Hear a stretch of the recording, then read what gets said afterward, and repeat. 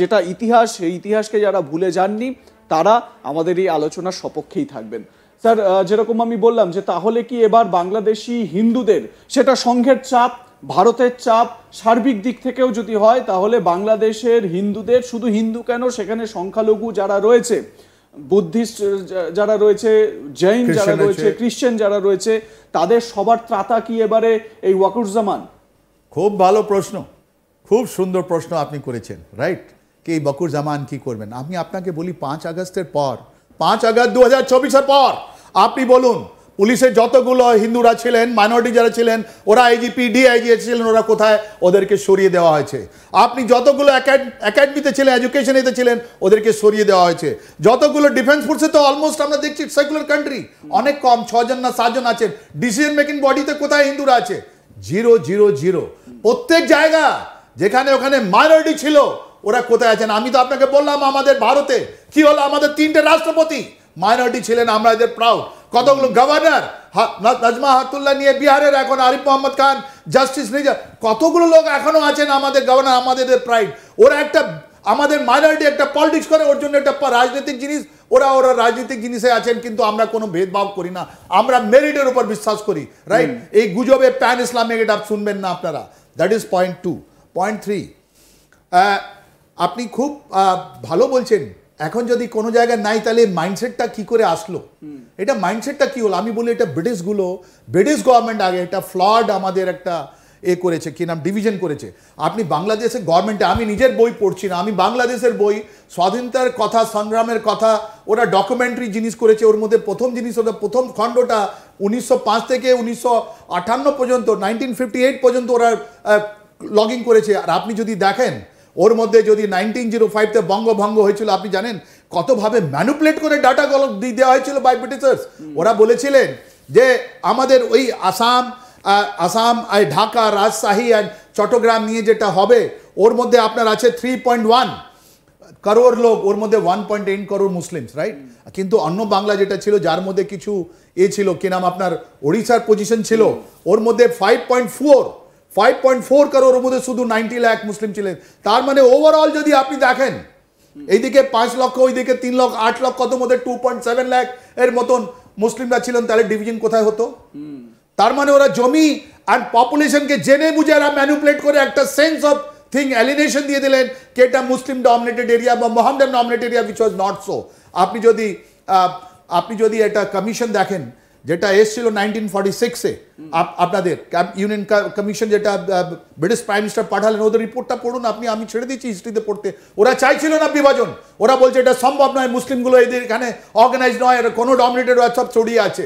কিন্তু ব্রিটিশ জেনে বুঝে এরকম করলো, এটা জিন্না কি করে এটা ম্যানিপুলেট করলেন, ওর উপরে আমি ছেড়ে দিচ্ছি, রাইট?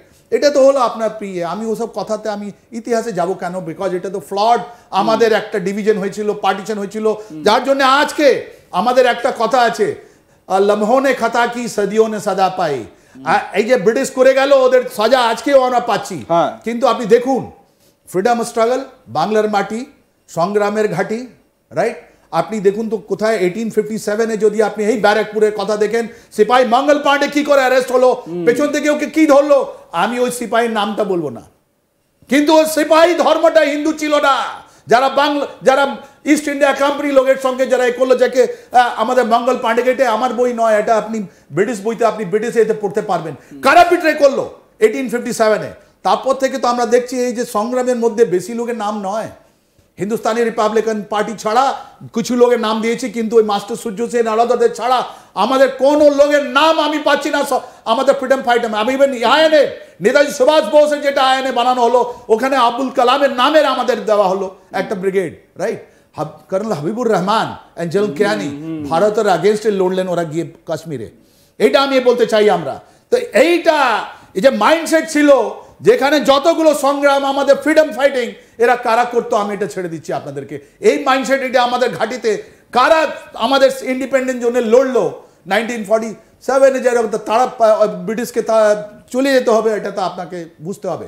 সব থেকে বড় জানেন, এটা যে আপনি বলছেন আমাদের নম্বরটা আমরা থাকবো কিনা, সংখ্যালঘু আর থাকবে কিনা, এরকম জিনিস তো আমাদের বাংলাদেশ থেকে অনেক দিন ধরে হচ্ছে। 1950 1950-তে যেটা বাংলাদেশের হিন্দুদেরকে মারা হলো, ওদের জন্মাষ্টমী করতে দেওয়া হলো না, ওদের দুর্গা উৎসব করতে দেওয়া হলো না, বিজয় দশমী মানাতে দেওয়া হয় না, আর 50,000 থেকে বেশি লোককে ওখানে কচু কাটা করা হলো। আর মোর দেন 15 লাখ পিপল, ওরা তো আমাদের পশ্চিমবঙ্গে এসছে, ওখানে ডক্টর বিধানচন্দ্র রায় ওখানে চিফ মিনিস্টার, যেহেতু ইতিহাসে আছে, ওরকে সেটেলমেন্ট করা হলো। প্রাইম মিনিস্টার পণ্ডিত নেহেরু আসলেন এই বাংলাদেশের 1950। এটা প্রথম ফেজ। এই যে ইনডক্ট্রিনেশন করা হচ্ছে, এই যে ডক্ট্রিনেশন করে যে মানুষের মাইন্ডসেট চেঞ্জ করা হলেও আমরা দেখছি ফেজে ফেজে কাজ হচ্ছে, রাইট? এইটা প্রথম ফেজ ছিল। আর 2 বছরের পর, 2 বছরের মধ্যেই এই বাংলাদেশের লোকের পাকিস্তানির সঙ্গে ওদের একটা ভাবটা শেষ হয়ে গেল। আর 1952-তে ভাষা ওরা বললো না, আমরা বাংলা লিপি চাই, রাইট? তারপরে আমরা জানি কি হলো। 1971 মুক্তিযোদ্ধার সময় একটা চিত্র আছে, আপনিও দেখেছেন, আমরাও দেখেছি। পাকিস্তানি আর্মি একজনের লুঙ্গি খুলে দেখছে, ওইটা বলে দিচ্ছে কি ওটা হিন্দু না মুসলিম, ওইটা রিলিজিয়াস আইডেন্টিটি হয়েছে। এই 25-এ আমরা দেখলাম সেম জিনিস, মানুষের কাপড় খুলে দেখা হচ্ছে, এটা ওর কি রিলিজন কি আছে।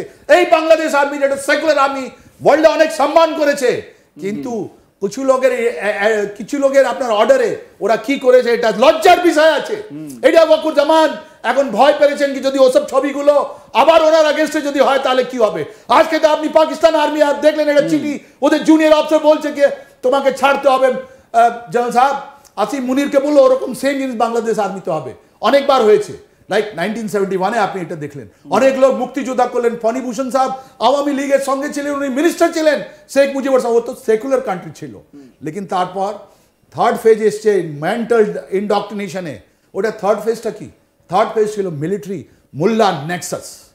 Military mullah, Ziaur Rahman, Islamisation, Ershad Islamisation, ওরা পাকিস্তান থেকে নিয়ে আসলো মুল্লা। আর ওখানে জানেন কি হলো, এই যে সেকুলার ক্রেডেন্সিয়াল যেটা বাঙালি, যেটা আমরা হেরিটেজে আমরা বিশ্বাস করতাম, ওরা একটা উল্লাস নিত, ওটা শেষ করে বলছে বাংলাদেশি ফার্স্ট। ওর মধ্যে কালচার, একটা নতুন কালচার ঢোকার চেষ্টা করলেন, আর ওটা পুরো ডিস্ট্রয় করে দিলেন বাংলাদেশকে টুডে এই আর্মি। আর সেম জিনিস ওয়াকুরুজ্জামান করছেন।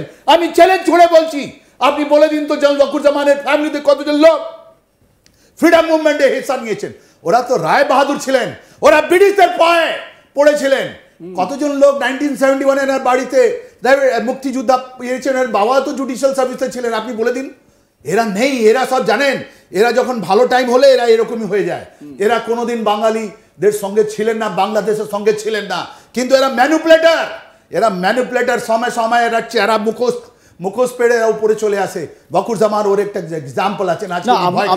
আমি একটা কথা আপনার কাছে জানতে চাইছি, জেনারেল এরশাদ, জেনারেল জিয়াউর রহমান এবং তারপর জেনারেল ওয়াকারুজ্জামান, এরা কি মানে আপনি কি বলতে চাইছেন যে এদের মানে একই সব প্ল্যানিং, একই রকমের সব কর্মকাণ্ড, শুধু সময় সময় নাম পরিবর্তন হয়েছে?